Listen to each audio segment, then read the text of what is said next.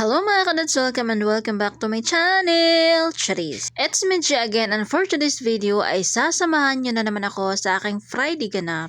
Medyo napaaga nga akong nagising mga kadods, kaya naman nakaligo ang person. Pero kahit maaga pa rin akong nagising mga kadods ay nauna pa rin si Sharon Kunoto sa baba, kaya naman pagdating ko dito sa kusina ay ako na lang yung naghuhugas. Habang naghuhugas naman ako ng mga pinggan dito mga kadods, at si Sharon Kunoto naman ay nagwawali sa may sala. Pagkatapos ko namang naghugas ng mga pinggan mga kadods ay bumaba naman ako at pababa akong nagwawali. Araw-araw talaga ganito yung eksena namin. Hindi nga sana ako magwawalis dito mga kadods kasi nga every Friday ay hindi kami naglilinis dito sa baba. Pero may mga bisita kasi kami mga kadods kaya hindi pwedeng hindi kami maglilinis dito sa baba. Hindi nga pwedeng hindi namin lilinisin ito araw-araw mga kadods dahil nga araw-araw doon silang lumalabas. Iba pa rin talaga pag madami kayong nakatira sa isang bahay at lahat sila ay labas ng labas ay talaga namang nga dala sila ng dala ng dumi sa loob ng bahay. May dumating pala kahapon mga kadods na package from Canada dahil nga ay uuwi na dito yung anak ni Madam Dami. Nauna na nga yung mga bagahe niya dito mga kadods at i-arrange ko lang siya dahil nga hindi pa namin pwedeng iakyat ito dahil nga hindi ko pa alam kung saan ko ito ilalagay. Habang nagwawalis nga ako mga kadods ay naalala ko na naman na padami na ng padami yung mga tao dito sa bahay at pabigat na ng pabigat yung mga trabaho. Pero kahit ganun pa man mga kadods ay iniisip ko na lang talaga na magkakaroon ako ng sahod every end of the month. Iniisip ko rin talaga na may mga utang pa akong babayaran at nilalagay ko nga sa isipan ko na 1,000,000 o 2,000,000 o 3,000,000 yung utang ko para naman hindi ako tatamad-tamad. Huy!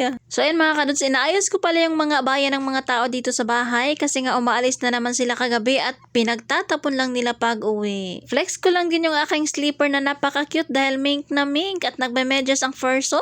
Charis! Nauna nga akong natapos maglinis mga kadods at nahuli naman si Sharon dahil nga siya yung taga-map at sabi ko naman sa kanya ay patayin niya yung ilaw. Pero hindi ko sinabing gamitin niya yung walis niyang pangpatay ng ilaw. Uy! Grabe naman. Charis! Ayan, paakit na nga kami mga kadods at pagkaakit ko naman dito sa taas, gusto ko sanang maglaba kaso nga lang si Bella Tot ay naglalaba rin siya. Kaya naman inaantay ko siyang matapos maglaba at pumunta muna ako dito sa kwarto at nang mahiga-higa at nang magligid-ligid ba, magtuwan-tuwan pa, ay nako. Bumangon na nga ako mga kadods dahil nga nakapag-ipon na ako ng energy. Huy! Energy talaga. Ayan, magtitirinta sana ako ng buhok mga kadods kaya nga lang may biglang pumasok. Sharon is here. She's in sorrow. Madam, Kada video. that high fat. Ang handa ko hindi. Hoy! Why? Ayun nga mga kadods, hinahanap pala ako sa baba nang hindi ko alam. Ayan, ligid-ligid pa more. Akala ko talaga ay si Prenteta yung nagtawag sa akin kaya naman napatalon ako ay hindi pala. Si Madam H pala yun. Nagpagawa na nga siya ng kanyang breakfast mga kadods ay wala naman akong ibang ginagawang pang breakfast sa kanya. Coffee lang talaga at ang kanyang bread. At isang bread lang talaga yon. Kinuha ko na nga yung kanyang paboritong baso mga kadods at nilalagay ko na nga itong kanyang rubber ba yan, na naglalagay ng cafecimo. Pinainit ko na nga ang kanyang tinapay mga kadods at brown pala yung tinapay niya and then lalagyan ko lang siya ng peanut butter. Ito na lang pala yung pinakalas na peanut butter namin at kailangan ko na magsabi sa kanya para makabili na siya. Nag-request nga siya for today's video na iinitin ko daw ng very light ang kanyang peanut butter bago ko ilalagay sa top ng kanyang tinapay. Nilalagay ko na nga yung kanyang coffee mga kadods dito sa kanyang cup. Pero nagkamali pala ako dahil nga may sukat pala ito kaya nagpalit ako ng baso. Dahil nga itong kanyang kape mga kadods ay hindi pwedeng lalagpas at hindi din pwedeng magkulang. O saan ka doon? Ang dami ko pang iniisip. Dadagdag pa talaga siya. Nag-request nga siya mga kadods na dadagdagan ko daw yung paglagay ng peanut butter sa kanyang tinapay. Dahil nga nung nakaraan ay medyo konti lang daw yung nilagay ko. Hindi ko nga alam mga kadods kung ano bang talaga yung gusto ng mga tao dito sa bahay dahil nga minsan nagre-reklamo mo, minsan sumusobra na din, ay naku.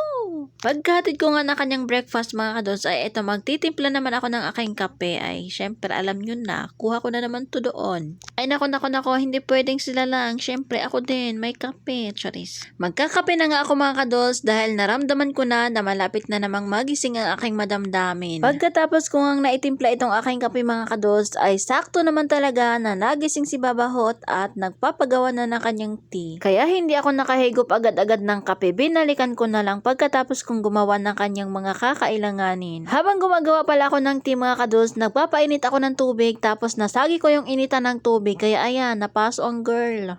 Nilagyan ko nga ng ice yung aking braso mga kados dahil nga sobrang hapdi niya. Pagkahatid ko naman ng shahin ng aking babahot mga kados ay pagkabalik ko naman sa kusina ay gumawa ako ng breakfast ng aking madamdamin. Alam nyo naman napakasimple lang talaga yung pang breakfast ng aking madamdamin, sandwich lang, ox na siya doon. Gumawa nga lang ako dito ng egg sandwich mga kados. Yung ginawa ko palang egg ay puro white lang talaga siya at scramble lang siya and then pinalaman ko dito sa kanyang tinapay. Binigyan ko din siya ng 3 pirasong olive mga kados dahil nga 3 piraso lang talaga yung gusto niya sa buhay, charis. Pagkahatid ko naman ng pang breakfast na aking madamdamin mga kados ay sakto naman din na nagasing itong aking prenteta. Hindi nga ako gumawa ng kanyang breakfast mga kados dahil nga nagpapabili lang siya sa labas. Gumawa nga lang ako dito ng black coffee. Order pala siya mga kados ng pizza at paparisan niya ng black coffee. Alauna na nga ito mga kados at neto pa lang ay mga oras na ito siya kakain. Habang gumagawa nga ako ng coffee mga kados ay nagchichismisan kami ni Bella to. At alam nyo naman, pag Pinoy, chismis is life. Ganun Charis. ako pagka-biyernes eh. Mga katatakutan. Say hi, Abin.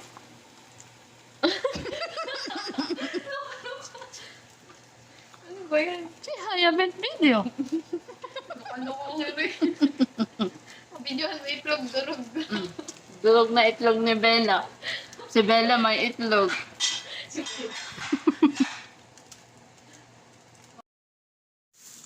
Give me my bread. I'm going to eat it. She's drinking while standing. She's pinching. That's samoli. She's going to do puku puku.